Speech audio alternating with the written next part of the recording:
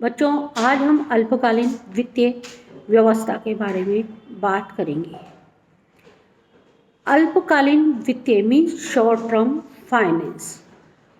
आज मैं आपको बताऊंगी कि जब भी अपन आयात और निर्यात करते हैं या हम अंतर्राष्ट्रीय भुगतान करते हैं या अंतर्राष्ट्रीय स्तर पे व्यापार करते हैं, तो हमें आयात और निर्यात दोनों का ही भुगतान करने के लिए वित्त की आवश्यकता पड़ती है, क्योंकि बिना वित्त के हम क्रय और विक्रय के कार्यों को नहीं कर सकते हैं। अंतर्राष्ट्रीय व्यापार के अंतर्गत बड़े पैमाने पर हम क्रय और विक्रय का कार्य करते हैं या कहें आयात और निर्यात का कार्य करते हैं, तो व्यापारी के द्वारा आयातक के और निर्यातक के द्वारा अपने सीमित साधनों से संपूर्ण वित्त की व्यवस्था नहीं होती है। वो अपने ऑर्डर को पूरा करने के लिए, अपनी डील को पूरा करने के लिए आयातक और निर्यातक दोनों को ही वित्त की आवश्यकता पड़ती है। ये वित्त की आवश्यकता को हम 3 भागों में बांट सकते हैं: अल्पकालीन वित्तीय, मध्यकालीन वित्तीय और दीर्घकालीन वित्तीय। अल्पकालीन वित्तीय, इसकी अवधि 1 माह से लेके 180 डेज तक होती है, मीन्स 6 माह तक की होती है।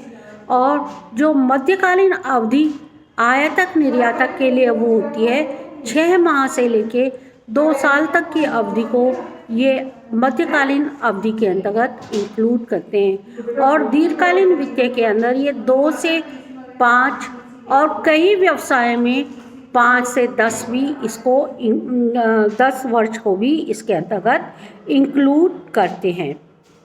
अब हम पढ़ेंगे अल्पकालीन वित्त का अर्थ, meaning of short term finance. अंतर्राष्ट्रीय स्तर पे आयात और निर्यात के व्यवहारों को संपादित करने के लिए आयातक और निर्यातक दोनों को ही साख की आवश्यकता पड़ती है। आयातक को आयातों का इंपोर्ट का भुगतान करने के लिए वित्त चाहिए, जबकि निर्यातक को अपने देश के अंदर माल संग्रह अर्थात माल को इकट्ठा करने के लिए, निर्माण करने के लिए वित्त की आवश्यकता होती है। कई बार माल को संग्रह और निर्माण करने के अलावा माल के ट्रांसपोर्ट अर्थात आंतरिक ट्रांसपोर्ट और बाहरी ट्रांसपोर्ट करने के लिए भी निर्यातक को पैसे की आवश्यकता होती है। आवश्यकता के अनुसार ये व्यक्ति आयातक और निर्यातक अपने वित्त की व्यवस्था करते हैं।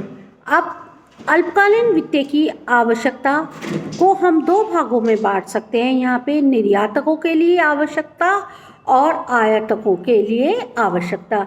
निर्यातकों के लिए आवश्यकता निम्नलिखित उद्देश्यों के लिए होती है। पहला है मैन्युफैक्चरिंग एंड प्रोसेसिंग, माल को निर्माण एवं संवारना। निर्यातक को जब निर्यात का आदेश प्राप्त होता है तो उसके पास यदि स्टॉक में माल होता है तो वो सीधा उसको निर्यात कर सकता है, लेकिन ऐसा बहुत कम होता है। आपको मालूम है कि आयातक अपनी कंडीशंस पे अपनी आवश्यकता के अनुसार माल का निर्माण अंतर्राष्ट्रीय स्तर पर कराता है। तो ऐसी दिशा में आयातक ऑर्डर देता है निर्यातक को और निर्यातक उस ऑर्डर के अनुसार माल को तैयार करता है, माल का निर्माण करता है और उन आवश्यकताओं के अनुसार माल की वो क्या करता है, प्रोसेसिंग करता है, उसको संवारता है। इसके लिए कई बार तो आयातक अपनी फैक्ट्री में माल का निर्माण करता है, कई बार निर्यातक अपनी फैक्ट्री में माल का निर्माण करता है और कई बार निर्यातक माल के लिए अन्य लोगों से भी माल को खरीद कर उसको तैयार करता है। इसके लिए उसे अल्पकालीन वित्त की आवश्यकता होती है। दूसरा, उत्पादकों को अग्रिम। कभी कभी निर्यातक के पास जो निर्यात आदेश प्राप्त होता है वह वस्तु वो स्वयं उत्पादित नहीं करता है।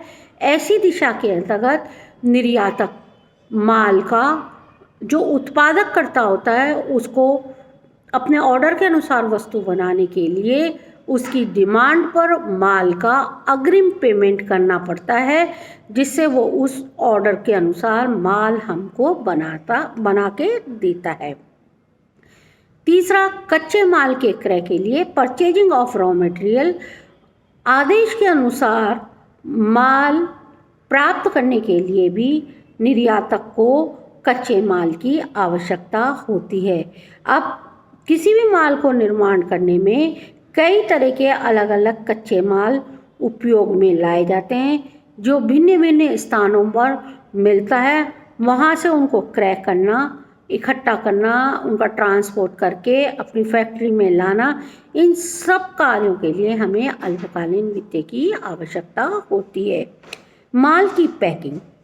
अंतर्राष्ट्रीय स्तर पर माल की पैकिंग भी बहुत महत्वपूर्ण होती है, क्योंकि मैं आपको पहले भी बता चुकी हूँ कि अंतर्राष्ट्रीय स्तर पर माल विभिन्न साधनों से गुजरता है और उसको बहुत लंबी दूरी तय करनी पड़ती है। पहले उसको इंटरनल ट्रांसपोर्ट में माल को हमको करना पड़ता है, फिर एयर कार्गो से जा रहा है तो एरोड्रम पे उसको फिर लदाना पड़ता है, और यदि शिप से जा रहा है तो शिप के अंतर्गत बंदरगाह पे उस माल को वापस लदाना पड़ता है। शिप के अंदर जाने वाले माल को हमने एयर टाइट, वाटरप्रूफ पैकिंग करनी पड़ती है। और यदि हमारा माल जहाज एरोप्लेन से जा रहा है तो उसको हमको शॉक फ्री मीन्स बिल्कुल टाइट पैकिंग करनी पड़ती है, ताकि माल हिल डुल के टूटे नहीं, उसमें कोई नुकसान नहीं हो। हर दृष्टिकोण से हमको माल की अच्छी पैकिंग करनी पड़ती है, और माल की पैकिंग खर्चीली भी होती है, क्योंकि कई देशों के अंदर जो माल की पैकिंग है वो इको फ्रेंडली पैकिंग ली जाती है, कुछ देशों में रिसाइकलिंग पैकिंग ली जाती है। उन मापदंडों को ध्यान में रखते हुए हमें अपने प्रोडक्ट की पैकिंग करानी पड़ती है। फिफ्थ, इंटरनल ट्रांसपोर्ट एक्सपेंसेस, आंतरिक यातायात व्यय। हम आपको यहाँ पे ये समझाना चाहेंगे कि जो माल का निर्माण हो रहा है, ऐसा नहीं होता कि वो बंदरगाह के पास ही हो रहा हो। जैसे जयपुर में माल का निर्माण हो रहा है तो हम जो माल को भेजेंगे या तो कांदला बंदरगाह से भेजेंगे, या हम भेजेंगे बॉम्बे एयरपोर्ट, बॉम्बे बंदरगाह से भेजेंगे।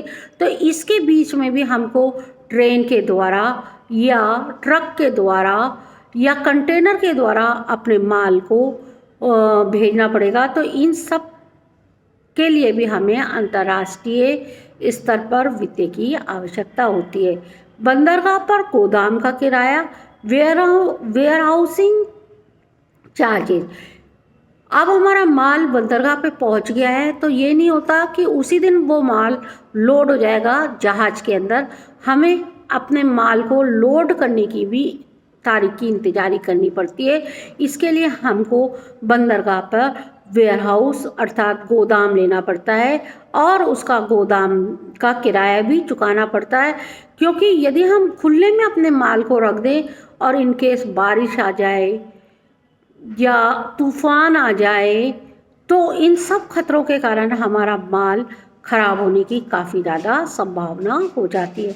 जहाजी व्यय, शिपिंग एक्सपेंसेस। जहाज जिस पे माल लद रहा है उसके खर्चे को चुकाने के लिए भी हमें कई बार वित्त की आवश्यकता होती है। इसी तरह इंश्योरेंस चार्जेज, बीमा व्यय। निर्यात माल किए जाने माल में विभिन्न प्रकार की रिस्क रहती हैं। कुछ जोखिमें तो ऐसी होती है जो समुद्रिक रास्ते के कारण होती है, जैसे जहाज का मार्ग में डूब जाना, तो हमें इसके लिए बीमा कराना पड़ता है। जहाज पे रखे माल में आग लग जाए तो भी हमारा माल जल सकता है, इसलिए हमें अग्नि बीमा भी कराना पड़ता है। पानी का बीमा भी कराना पड़ता है। तरह तरह के बीमे हमें कराने पड़ते हैं। कई बार हमारे माल का पेमेंट आएगा या नहीं आएगा, हमें इस रिस्क को भी कवरेज कराना पड़ता है, क्योंकि यहाँ पे आयातक और निर्यातक दोनों पार्टी अलग अलग देशों में रहती है, अननोन होती है। तो इस सब के लिए हमें वाणिज्यिक और राजनीतिक, इन जोखिमों को हम कहते हैं वाणिज्यिक और राजनीतिक जोखिमों का भी हमें यहाँ पे बीमा कराना पड़ता है, और इसके लिए भी हमें वित्त की आवश्यकता पड़ती है। टेंडर राशि जमा कराने के लिए डिपॉजिट ऑफ टेंडर मनी, कई बार जो हमें ऑर्डर मिलता है वो टेंडर के हिसाब से मिलता है। तो निर्यातक को ऑर्डर प्राप्त करने के लिए टेंडर में बहुत बड़ी राशि भरनी पड़ती है। मैंने आपको पहले शुरू में ही बताया कि आयातक और निर्यातक के जो व्यापार होता है वो छोटे स्तर पे ना होके बहुत बड़े स्तर पे होता है। तो यहाँ पे बड़ी बड़ी राशि के टेंडर होते हैं जिन्हें एक व्यक्ति या एक फर्म के द्वारा भरना मुश्किल होता है, तो वो इसके लिए भी वित्त की व्यवस्था करके टेंडर राशि लगाते हैं। दलाली का भुगतान करना, पेमेंट ऑफ ब्रोकरेज, आयातक और निर्यातक के व्यवहारों में प्राय दलालों की मदद भी होती है। आयातक और निर्यातक क्योंकि अलग अलग कंट्री में रहते हैं, उनको ब्रोकर अर्थात दलाल आपस में मिलाते हैं और वो इस कार्य के लिए भी दलाली लेते हैं। बड़े ऑर्डर होने के कारण ये दलाली की राशि भी काफ़ी ज़्यादा होती है, इसके लिए भी हमें वित्त की आवश्यकता पड़ती है। उधार निर्यात सुविधा देने के लिए कई बार हमारा आयातक ये चाहता है कि मैं माल पहले ले लूं और उसका भुगतान कुछ समय बाद ठहर के करूं, और प्रतिस्पर्धा के युग में अपने माल को चलाने के लिए हमें आयातक की इस कंडीशन को मानना पड़ता है और उसको उधार माल देना पड़ता है। तो जब तक उधार माल का पैसा वापस नहीं आ जाए तब तक उद्योग को चलाने के लिए हमें अल्पकालीन वित्त की आवश्यकता पड़ती है। इसी तरह निर्यातक को आवश्यकता पड़ती है, इसी तरह आयातक को भी वित्त की आवश्यकता पड़ती है। जैसे पहला हम कहेंगे एडवांस टू एक्सपोर्टर, निर्यातक को अग्रिम देने के लिए आवश्यकता पड़ती है। कभी कभी निर्यातक ये कहता है कि मैं आपका ऑर्डर जब पूरा करूँगा जब आप मुझे इस ऑर्डर का 25%, 50%, 10% कुछ राशि पेशगी दे दे, जिसके दो फायदे होते हैं। एक तो हमारा आदेश कैंसिल नहीं होता, और दूसरा हमें समय से पूर्व पैसा मिलने पर हमें अपने माल को संवारने, मैन्युफैक्चरिंग करने, इन सब में उस माल पैसे से बहुत बड़ी सुविधा हो जाती है।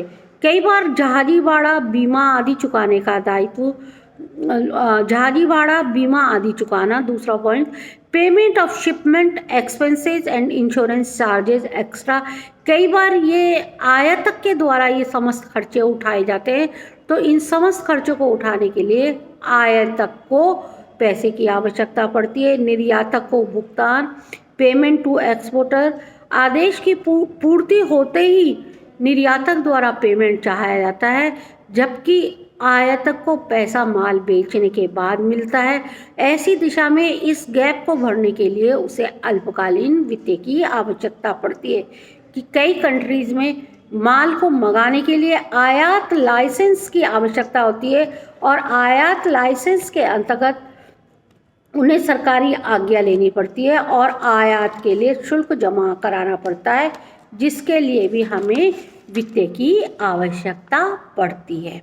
अगले वीडियो में हम अल्पकालीन वित्त के चरण पढ़ेंगे। ये बहुत इम्पोर्टेंट टॉपिक है, इसमें से हर साल एक क्वेश्चन जरूर आता है।